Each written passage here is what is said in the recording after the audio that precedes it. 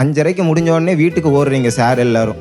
அந்த 5:30 அப்புறம் ஒருத்தன் டவுட் கேட்டால் உங்களால் சொல்லி கொடுக்க முடியுமா? நாளைக்கு வா தம்பி பார்த்துக்கலாம் தானே சொல்லுவீங்க.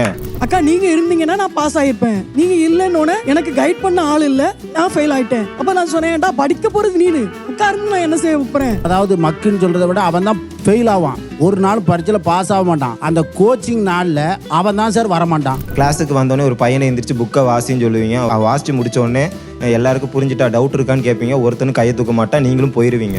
உனக்கு A+P ஸ்கோர் 57 முறை சொன்னாலும் நாளைக்கு வந்து நீ சொல்ல மாட்டுக்க.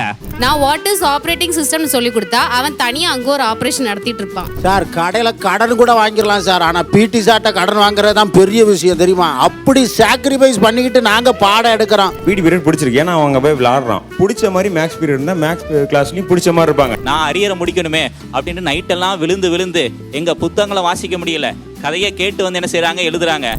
பொழைச்சு போகட்டுமே. பேப்பரை திருத்தும் போது ஒவ்வொரு இதை பார்க்கும்போது எழுத்துக்களெல்லாம் சில ஆசிரியருக்கு அவன் தெரியதில்ல, அவனுடைய பேப்பர் தெரியல, அவனுடைய அப்பா அம்மா முகங்கள் தான் வந்து என்ன செய்யுது தெரியுது.